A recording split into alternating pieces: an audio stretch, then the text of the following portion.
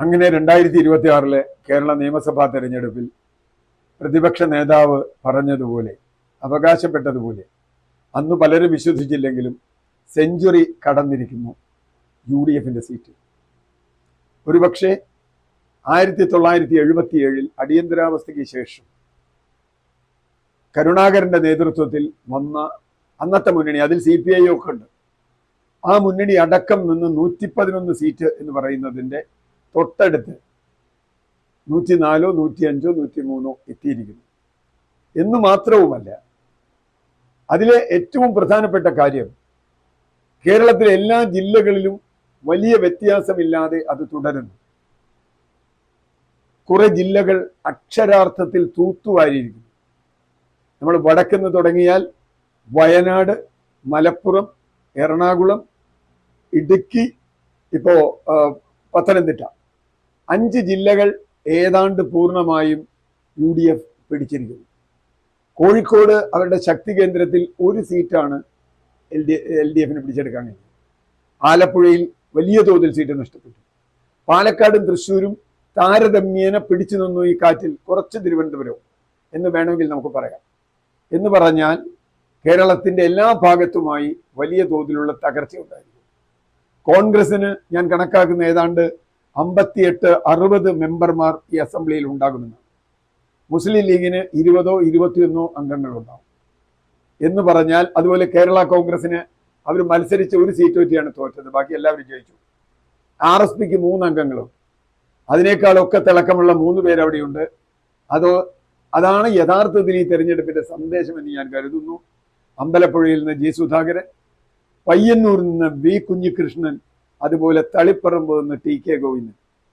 ഈ വിജയങ്ങൾ ഒരുപക്ഷെ ഏതർത്ഥത്തിലും കേരളത്തിലെ ഈ ഗവൺമെന്റിനെതിരായ അതിശക്തമായ വികാരം, ഗവൺമെന്റിനെതിരെ മാത്രമല്ല, നോക്കൂ, മുഖ്യമന്ത്രിക്കെതിരായ വികാരമുണ്ട്. മുഖ്യമന്ത്രിയുടെ പടം മാത്രം വെച്ച് ഞാനല്ലാതെ മറ്റാരുണ്ട് എന്ന് ചോദിച്ച ചോദ്യത്തിന് മറുപടി കിട്ടിയത് ഒരിടത്തല്ല, അതിലേറ്റവും നല്ല മറുപടി കിട്ടിയത് ധർമ്മടത്ത് തന്നെയാണ്. ധർമ്മടത്ത് 7ാം റൗണ്ട് വരെ മുഖ്യമന്ത്രി പിന്നിലായിരുന്നു എന്നോർക്കുക. മുഖ്യമന്ത്രി 50,000 വോട്ടിന് 2021 ജയിച്ച് കേരളം മുഴുവൻ പടം വച്ച് 100 കണക്കിന് കോടി രൂപ PR മുടക്കി വേടനെയും പ്രകാശ് രാജിനെയും കമലഹാസനെയും കൊണ്ടുവന്ന് പ്രചരണം നടത്തിയിട്ട് 50,000 വോട്ടിന്റെ മണ്ഡലത്തിൽ ഇപ്പൊ 11, 12 ഉണ്ടാവും. 6 റൗണ്ട് പിന്നിലാണ് എന്ന് പറഞ്ഞാൽ message is very very clear. കുഞ്ഞിക്കണ്ണനെ പോലെയുള്ളവർ ഉയർത്തിയ വിഷയങ്ങൾ, ഗോവിന്ദനെ പോലെയുള്ളവർ, അതുപോലെ G. സുധാകരനെ പോലെയുള്ളവർ, ഈ തെരഞ്ഞെടുപ്പിൽ UDFന് പറ്റിയ 2 തെറ്റുകൾ ജനം തിരുത്തി. അതൊന്ന്, ഒറ്റപ്പാലത്ത് PK ശശിയെ നിർത്താൻ തീരുമാനിച്ചതാണ്. PK ശശി 3ാം സ്ഥാനത്ത് പോയി എന്നാലോചിക്കുക. അതുപോലെ PV അൻവർ കഷ്ടിച്ചാണെങ്കിലും മുഹമ്മദ് റിയാസ് അവിടെ ജയിച്ചു. കാരണം PV അൻവർ അർത്ഥത്തിൽ ഒരുപക്ഷെ വളരെ ചെറിയ റൂട്ടിനാണ്. അപ്പൊ ചുരുക്കത്തിൽ ഈ തെരഞ്ഞെടുപ്പിന്റെ മെസ്സേജ് എന്ന് പറയുന്നത് പ്രതിപക്ഷ നേതാവ് ജനങ്ങളോട് ടീം UDF പറഞ്ഞ സംഗതിയാണ്. നോക്കൂ, തോറ്റ മന്ത്രിമാരുടെ എണ്ണം എടുക്കും, അതിലൊക്കെ എളുപ്പം ജയിച്ച മന്ത്രിമാരുടെ എണ്ണം എടുക്കില്ല.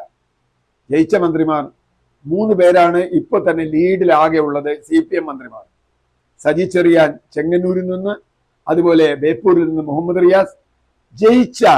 ജയിച്ചാൽ ഇപ്പോഴും ടൈറ്റാണ് ബാലഗോപാൽ, കൊട്ടാരക്കര.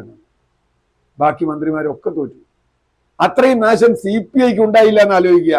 അപ്പൊ വിരോധം എങ്ങോട്ടാണ് എന്നുള്ളത് വളരെ ക്ലിയറാണ്. ആരോടാണ് ജനങ്ങളുടെ വിരോധം?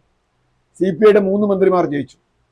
പുല്ലൂരിൽ രാജൻ ജയിച്ചു, അനിൽ ജയിച്ചു, നെടുമങ്ങാട്, അതുപോലെ ചേർത്തലയിൽ P. പ്രസാദ് ജയിച്ചു. ആലപ്പുഴയിൽ വലിയ തോൽവിയുടെ മുന്നിലാണ് ഇവർ ജയിച്ചത്. അരൂരും ആലപ്പുഴ പോലെയുള്ള ഒരു മണ്ഡലത്തിൽ നടന്ന അട്ടിമറിയുടെ സ്വഭാവം എന്താണ്? എത്ര മണ്ഡലങ്ങളിൽ അട്ടിമറി നടന്നു? എത്ര മണ്ഡലം UDF പോലും പ്രതീക്ഷിക്കാത്ത വിജയങ്ങൾ പല മണ്ഡലങ്ങളിലും ഉണ്ടായി. അതിലേറെ ഭൂരിപക്ഷത്തിന്റെ കണക്കാണ്.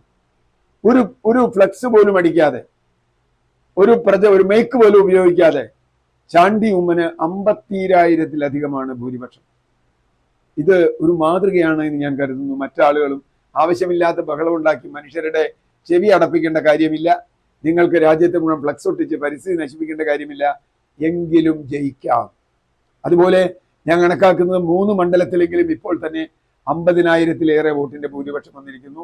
ചാണ്ടിയുമ്മിന് മാത്രമല്ല, ഞാനിരിക്കുന്ന തൃക്കാക്കരയിൽ 50,000-ലേറെ വോട്ടുണ്ടെന്ന് പറയുന്നു. അതുപോലെ നിലമ്പൂരിലും 50,000-ലേറെ വോട്ടിന് 3 സ്ഥാനാർത്ഥികൾ ജയിച്ചിരിക്കുന്നു. 3 പേരും കോൺഗ്രസ് ആണ്. ഇനി ലീഗിന്റെ മണ്ഡലത്തിലേക്ക് പോയാൽ അവിടെ വലിയ ഭൂരിപക്ഷമാണ്. ഇപ്പൊ കഴിഞ്ഞ തവണ കഷ്ടിച്ച് ജയിച്ച നജീബ് കാന്തപുരം ഇത്തവണ 23,000 അതിലേറെയോ വോട്ടിലാണ് ജയിക്കുന്നത്. റോഷി അഗസ്റ്റിൻ അടക്കമുള്ള കേരള കോൺഗ്രസ് മാണി എന്ന് പറയുന്നത് ഇപ്പോൾ സ്മാരകം നിർമ്മിക്കേണ്ടതാണ്. KM മാണിക്ക് സ്മാരകം നിർമ്മിച്ചാൽ അത് കേരള കോൺഗ്രസ് മാണി ഗ്രൂപ്പിനുള്ള സ്മാരകം കൂടി ആക്കാം എന്ന് വേണമെങ്കിൽ നമുക്ക് ആലോചിക്കാം. പിന്നെ ഒറ്റ സീറ്റിൽ ജയിച്ചില്ല. റോഷി അഗസ്റ്റിനും KM മാണിയും അടക്കം എല്ലാ സീറ്റിലും അവർ മത്സരിച്ച് എല്ലാ സീറ്റിലും അവർ പരാജയപ്പെടുന്നു. എന്താ അതിന്റെ മെസ്സേജ്? ഇവിടെയാണ്. ഈ മെസ്സേജ് കേരളത്തിലെ ജനങ്ങൾ കൃത്യമായും മാറ്റം ആഗ്രഹിക്കുന്നു എന്ന് തന്നെയാണ്. കഴിഞ്ഞ 10 വർഷത്തെ, പ്രത്യേകിച്ചും കഴിഞ്ഞ 5 വർഷത്തെ ഭരണം വലിയ തോതിലുള്ള ജനവിരുദ്ധ വികാരം ഇവിടെ ഉണ്ടാക്കിയിട്ടുണ്ട്. ഇവിടെ മുൻകാലങ്ങളിലെ പോലെയല്ല, വലിയ വൻകിട മാധ്യമങ്ങൾ CPM-ന് വേണ്ടി രംഗത്ത് വന്നില്ലേ? ഞാൻ പേരൊന്നും പറയുന്നില്ല. വലിയ പ്രചാരമുള്ള 2-3 സ്ഥാനങ്ങളിലൊക്കെയുള്ള മാധ്യമങ്ങളല്ലേ LDF-നും പിണറായി വിജയനും വേണ്ടി സ്തുതിപാഠനം നടത്തിയത്? കുറെ വലിയ യൂട്യൂബ് ചാനലുകാരുണ്ടായിരുന്നല്ലോ. അവരുടെയൊക്കെ ഫലം എന്താ? അവരുടെയൊക്കെ ഒന്ന് എടുത്ത് നോക്കിയാൽ നാണം കെട്ടാൻ നിർത്തിക്കൊണ്ട സ്ഥാനമുണ്ട്. അവിടെ ഇഞ്ചോടിഞ്ചു മത്സരം, LDF ജയിക്കും, UDF-ന് ചില കഷ്ടി ഭൂരിപക്ഷം. അവിടെ ഇവർ ഈ പറഞ്ഞ ഇഞ്ചോടിഞ്ചു പറഞ്ഞ മണ്ഡലങ്ങളുടെ റിസൾട്ട് ഒന്ന് എടുത്ത് നോക്കാമോ? ഈ ചാനലുകളും ആളുകളും പറഞ്ഞ ഇഞ്ചോടിഞ്ച് മത്സരത്തിന്റെ റിസൾട്ട് ഒന്ന് എടുത്ത് നോക്കുക. എല്ലാ സ്ഥലം ഇഞ്ചോടിഞ്ച് മത്സരം വന്ന സ്ഥലങ്ങളുണ്ട്. അത് ഒന്ന് ധർമ്മടമാണ്. ഒന്ന് ആലോചിക്കുക. എന്തിന് TP രാമകൃഷ്ണൻ എന്ന് പറയുന്ന LDF-ന്റെ കൺവീനർ പരാജയപ്പെട്ടു പോയി, ഫാത്തിമ തഹ്ലിയോട്. ലീഗ് നിർത്തിയ കൂത്തുപറമ്പിലെ സ്ഥാനാർത്ഥി കഷ്ടിച്ചാണ് തോറ്റുപോയി 930 വോട്ടിന്. പക്ഷെ ഇതൊക്കെ പറയുമ്പോഴും എന്നെ വേദനിപ്പിക്കുന്ന 2 ഫലങ്ങൾ ഇതിലുണ്ട് എന്ന് പറയാതിരിക്കാൻ വയ്യ. അതിലൊന്ന് ചാത്തന്നൂരിൽ BJP നേടിയ, NDA നേടിയ വിജയമാണ്. അതേപോലെ തന്നെ നേമത്ത് രാജീവ് ചന്ദ്രശേഖർ നേടിയ വിജയമാണ്. ഇത് രണ്ടും യഥാർത്ഥത്തിൽ ഭരണവിരുദ്ധ വികാരത്തിന്റെ അഡ്വാൻറ്റേജ് എടുക്കാൻ UDF-ന് കഴിയാതെ പോയി എന്നുള്ളതുകൊണ്ടാണ് ഞാൻ അങ്ങനെ അതിനെ കാണുന്നത്. ഞാൻ LDF-ന് അല്ല കുറ്റം പറയുന്നു. 3-ാം സ്ഥാനത്താണ് അവിടെ UDF. ആ 3-ാം സ്ഥാനത്തുള്ള UDF-ന് ഒരുപക്ഷെ LDF-ന്റെ മീതെ വരാൻ കഴിഞ്ഞിരുന്നുവെങ്കിൽ അവിടെ ജയിക്കാമായിരുന്നു. കാരണം UDF-നോട് ജനങ്ങൾക്ക് ഒരു വിരോധമില്ല. വിരോധമുള്ളത് LDF-നോടാണ്. അത് ഒരുപാട് കാര്യങ്ങൾ, ശബരിമല മുതൽ ധാർഷ്ട്യം വരെ നിരവധി കാര്യങ്ങൾ. ഞാൻ ഒന്നാമത്തെ ഏറ്റവും പ്രധാനപ്പെട്ട കാര്യം, ഞാനല്ലാതെ മറ്റാരുണ്ട് എന്ന ചോദ്യമാണ്. ആ ചോദ്യത്തിന് ജനങ്ങൾ മറുപടി നൽകി. അങ്ങനെ ഒരാൾ ഈ കേരളത്തിൽ വേണ്ട. അത് UDF-കാർ മാത്രമൊന്നുമല്ല മറുപടി നൽകിയത്. ആരൊക്കെ മറുപടി നൽകി? CPM-കാർ മറുപടി നൽകി. ഒറ്റ വാക്കിൽ പറഞ്ഞാൽ പാർട്ടിക്കാർ പാർട്ടിയെ തോൽപ്പിച്ച തെരഞ്ഞെടുപ്പാണിത് എന്ന് പറയേണ്ടി വരും.